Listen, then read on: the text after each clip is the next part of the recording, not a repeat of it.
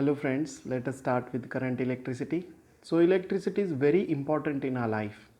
So we have electricity everywhere in our houses, hospitals, in the banks, private institutions, and if there is cut off of power supply, we use generators.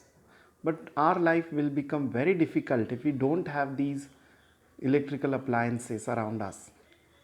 So electricity is used in running electric furnaces, motors and other instruments in industries also. So electricity is a part of our life. Electricity आपल्या जीवनामध्ये फार महत्त्वाचा role play करते. कुठेही तुम्ही जा तिथे electricity आहे. इंडस्ट्रीमध्ये आहे, आपल्या घरामध्ये आहे, वेगवेगळ्या अप्लायन्सेसमध्ये आहे, जसे की fridge, electric oven, mixer, fan, washing machine, vacuum cleaner, roti maker. कुठलीही गोष्ट बघा, घरामध्ये अनेक गोष्टी आपण इलेक्ट्रिसिटीचा वापरत असतो. तर इलेक्ट्रिसिटी फार गरजेची आहे आपल्याला. So it is very difficult for us to live without electricity as it takes care of our comfort. आपल्या कम्फर्टसाठी हे खूप गरजेचं आहे. So not only human beings but some animals also use electricity. For example fishes like eels. आता eel नावाचा एक जो फिश आहे तो काय करतो की इलेक्ट्रिसिटीचा वापर सेल्फ डिफेन्ससाठी करतो. It uses electrical shock to as a self defence. So it gives the electric shock to the animals which try to eat it.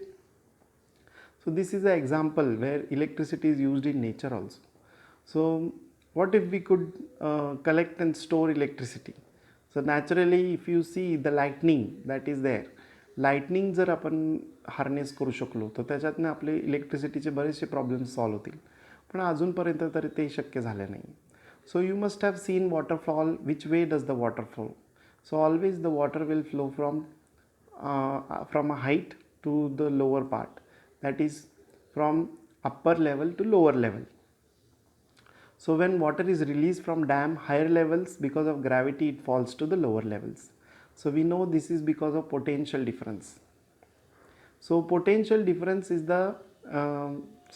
this is because of the gravity, and there is a potential difference actually, but that is gravitational potential difference. And here we are going to talk about electrical potential difference also.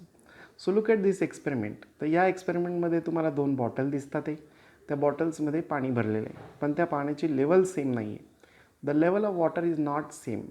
Now when you release the clamp, when you allow the water to mix with each other through a tube, what will happen? The levels will become equal.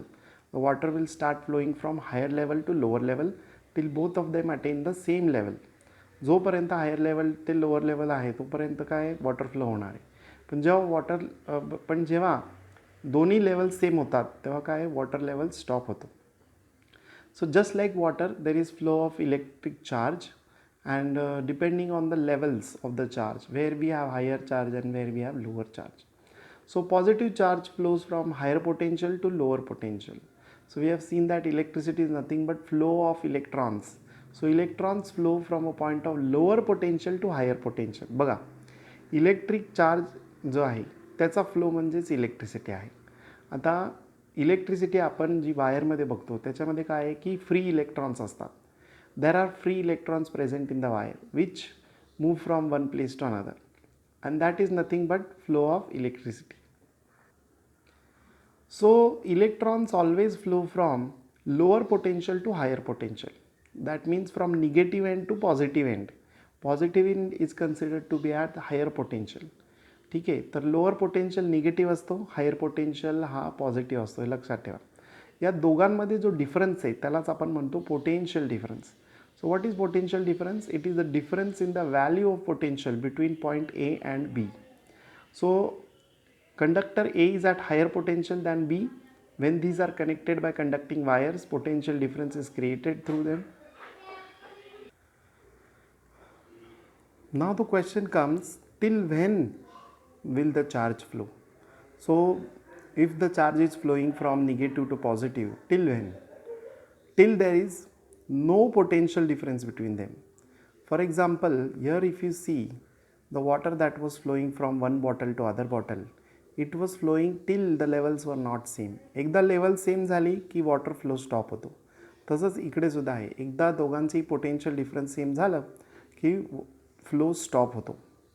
Now potential difference of a cell, the difference in potential between positive and negative terminals of the cell that is nothing but potential difference of the cell. तर सेलमध्ये काय आहे, दोन ends आहेत. तुम्हाला माहिती आहे सेलमध्ये काय आहे, दोन एंड्स आहेत. एक पॉझिटिव्ह एंड आहे, एक निगेटिव्ह एंड आहे. तुम्ही जर सेल बघितले इथे खाली दाखवलेत बघा sale. So if you see a normal cell, it looks like this. So these cells, they have positive end and negative end. You can see here positive end and negative end. So one of the end is at higher potential than the other. बाकीचा end जो आहे तो lower पोटेन्शियलला आहे. तर याला आपण electrical sale म्हणतो आणि यांच्यामध्ये जे डिफरन्स आहे त्याला म्हणतात electrical potential difference between the ends of the cell. Now let us go ahead and see. The question comes that how this potential difference is generated. Now that is because of nothing but the chemical reaction that happens in the cell. So potential difference is caused by chemical reactions, and potential difference sets the electrons in motion, which results in the flow of electricity from one point to another point. तर chemical reactions होते आणि त्या chemical रिॲक्शन्समुळे एका बाजूला जास्त electron येतात, दुसऱ्या बाजूला कमी इलेक्ट्रॉन येतात आणि करंट जो आहे तो फ्लो होतो. आता इथे दाखवलं आहे पोटेन्शियल डिफरन्सचा formula. Potential difference between the two points is equal to work done upon total charge transferred. So V is equal to W upon Q हा फॉर्म्युला आहे, तुम्हाला लर्न करायचं आहे. व्ही म्हणजे पोटेन्शियल डिफरन्स, डब्ल्यू म्हणजे work, Q म्हणजे charge. So 1 volt is equal to 1 joule upon 1 coulomb. This is the unit of potential difference in SI system, that is volt. Okay, now look at the atomic structure. So at the center what we have, nucleus, and around that we have the electrons. Now these last shell electrons, they are very weakly attached and therefore they can go away from the atom and they are freely moving here and there. तर ॲटमच्या सेंटरला nucleus आहे, न्यूक्लियसच्या आजूबाजूला negatively charge electrons आहेत. सेंटरला जे nucleus आहे ते positively charge आहे, आजूबाजूला इलेक्ट्रॉन्स निगेटिव्हली चार्ज आहे. शेवटच्या शेलचे इलेक्ट्रॉन हे थोडेसे लूज असतात मेटल्समध्ये आणि ते फ्रीली फिरू शकतात, इकडे तिकडे जाऊ शकतात. So Italian scientist Alessandro Volta constructed the first cell, electrical cell, and so we call the unit of potential difference as volt in his honor. You can see the other units also. millivolt कसं दाखवलं बघा, 10⁻³ volt आणि मायक्रोवोल्ट 10⁻⁶ volt. हे तुम्हाला लक्षात ठेवायचं आहे. Milli म्हणजे 10⁻³ मायक्रो म्हणजे 10⁻⁶. किलो व्होल्ट, किलो व्होल्ट कसं आहे 10⁻³ 1 किलोग्रॅम आपण म्हणतो ना, तसं 1 किलो व्होल्ट आहे. 1 मेगावोल्ट, मेगावोल्ट, मेगाबाईट आपण म्हणतो MB, GB, ओके, TB. तर हे कम्प्युटरमध्ये आपण वापरतो. किती GBचं पेनड्राईव्ह आहे, तर पेनड्राईव्हमध्ये GB ते गिगाबाईट. तसंच इकडं मेगाबाईट, तसंच मेगावोल्ट, मेगा म्हणजे 10⁻⁶. तर फ्री इलेक्ट्रॉन, मेटल्समधले इलेक्ट्रॉन शक्यतो कसे असतात, फ्री असतात शेवटच्या शेलमधली. So atoms of metallic conductor have more than 1 outermost electrons and they are weakly bound and they are called as free electrons. They are free to move anywhere in any direction. So random motion of electron is shown in the diagram. तर या डायग्राममध्ये random motion दाखवलेलं आहे बघा. त्याच्यामध्ये काय दाखवलं की इलेक्ट्रॉन जे आहेत ते कुठेही चालले आहेत, कसेही चाललेले आहेत. तर जर तुम्ही कुठलाही मेटल घेतला आणि त्याला हात लावला की तुम्हाला इलेक्ट्रिक शॉक बसत नाही, कारण हे इलेक्ट्रॉन कसे चाललेले असतात, एका ठिकाणाहून दुसऱ्या ठिकाणी चाललेले असतात. The electrons are free to move. They are moving from one end to other end in random directions. ठीक है. So if it is not connected, if the wire is not connected, so you can see that the metals have free electrons. They can move from one place to another. So if you take any metal, the electrons are randomly moving in different direction. कुठलाही metal जो आहे त्याच्यामध्ये free electron जर असतील तर ते इकडे तिकडे फिरत असतात. तुम्हाला काही इलेक्ट्रिक शॉक बसणार नाही, कारण तुम्ही त्याला पोटेन्शियल डिफरन्स लावलेलं नाही आहे.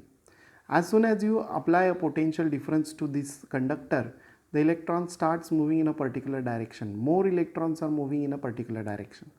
So direction of the current is opposite to the direction of electrons. ठीक आहे. सो बघा, so when we connect the ends of the wire to terminals of the cell, electric force acts on the electrons and they are negatively charged, so they will go from negative end to positive end. So due to this there is flow of electrons and that is nothing but the electricity. What is electric current? So electric current is defined as the charge passing through a conductor in unit time. हे definition आहे, हे तुम्ही learn करायचं आहे. Charge passing through a conductor in unit time. Unit म्हणजे 1 second, 1 minute, 1 आवर, ह्याला unit म्हणतात. Unit म्हणजे 1. तर 1 सेकंदमध्ये किती चार्ज जातो ते जर आपण बघितलं तर I is equal to Q upon T. तर क्यू म्हणजे चार्ज आणि टी म्हणजे टाईम. तर टाईम सेकंदमध्ये मोजतात आणि चार्ज जो आहे तो कुलममध्ये मोजतात. So unit of charge is coulomb and that of time is second. So charge on 1 electron is 1.6 into 10⁻⁻19 coulomb. हे तुम्हाला लर्न करायचं आहे. तो 1.6 इंटू 10⁻⁻19 कुलम हे एका इलेक्ट्रॉनवरचा चार्ज आहे. So ampere means what? 1 ampere is the current that flows through a conductor.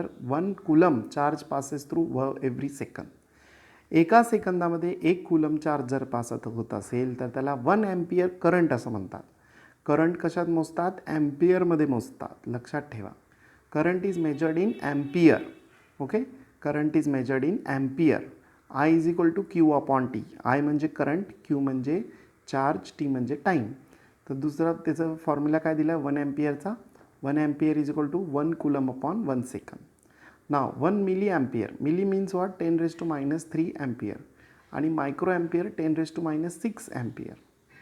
Now let us go ahead. Current of 0.4 ampere flows through the conductor for 5 minutes. How much charge would pass through it? तर आपल्याकडे formula आहे Q is equal to I T. Q म्हणजे charge, I म्हणजे current, T म्हणजे time. So 5 into 60, कारण 5 minutes आहे. So 1 minute is 60 second. तर 5 minutes into 60 second that will give you 300 second. And the current is 0.4 ampere. तर Q is equal to I T. तर क्यूचा formula काय आहे? I T. So Q is equal to 0.4 into 300 that becomes 120 coulomb. So charge passing through the conductor is 120 coulomb. तर याच्यामध्ये तुम्ही काय करायचं आहे? फॉर्म्युला पाठ करा. फॉर्म्युला खूप महत्त्वाचा आहे. Q is equal to I T. त्याच्यानंतर इथं काही वेबसाईट्स दिले आहेत, तुम्ही ते बघू शकता करंट इलेक्ट्रिसिटीवर. आता सर्वात महत्त्वाचा जो आहे या चॅप्टरमधला भाग तो सुरू होतो आहे, तो म्हणजे resistance and ohm's law. Ohm's law खूपच इम्पॉर्टंट आहे. जर तुम्हाला समजून घ्यायचं आहे इलेक्ट्रिसिटी किंवा पुढे सायन्स साईड घ्यायचं आहे तर तिकडे हे सगळं लागणार आहे. त्यामुळे ओम्स लॉ करणं गरजेचं आहे. तर सिम्पल रिलेशन आहे. पोटेन्शियल डिफरन्स आणि करंट यांच्यामध्ये डायरेक्ट प्रपोर्शन आहे. So if the physical state of the conductor remains constant, current I flowing through it is directly proportional to the potential difference between the two ends. तर physical state म्हणजे काय? म्हणजे इथे दिलं बघा, length म्हणजे wire आहे तर त्या वायरची लेंथ ही कॉन्स्टंट पाहिजे. क्रॉस सेक्शन म्हणजे ती वायर किती जाड आहे. त्याच्यानंतर टेम्परेचर. टेम्परेचर काय आहे? आजूबाजूचं वातावरणाचं टेम्परेचर काय? मटेरियल. ती मटेरियल तुम्ही बदलायचं नाही. So if you keep all these things constant then you see that the current is directly proportional to the potential difference. Current हा पोटेन्शियल डिफरन्सशी डायरेक्टली प्रोपोर्शनल आहे. डायरेक्टली प्रोपोर्शनल म्हणजे काय? की एक गोष्ट वाढली की दुसरी गोष्ट वाढते. तर एक गोष्ट वाढली की दुसरी गोष्ट वाढते, त्याला आपण म्हणायचं direct proportion. One thing increases, other thing also increases. That is called direct proportion. So I is directly proportional to V. I is equal to KV where K is called as a proportionality constant. तर K म्हणजे काय? एक proportionality constant आहे. तर यालाच Ohm's law असं म्हणायचं आहे. फॉर्म्युला बघा त्याचा, R is equal to V upon I. R is equal to V upon I. तर व्ही जर शोधायचं असेल तर तुम्ही काय करणार? मल्टिप्लाय करणार. R into I. इथं दिले बघा, I into R is equal to V. तर यालाच ओम्स लॉ असं म्हणायचं. So SI unit of resistance from the above formula we can obtain it, that is considered to be 1 ohm. तर 1 ohm म्हणजे SI unit आहे resistance. So 1 ohm is equal to 1 volt upon 1 ampere. तर 1 volt upon 1 ampere केलं की तुम्हाला काय मिळणार आहे? 1 ohm resistance.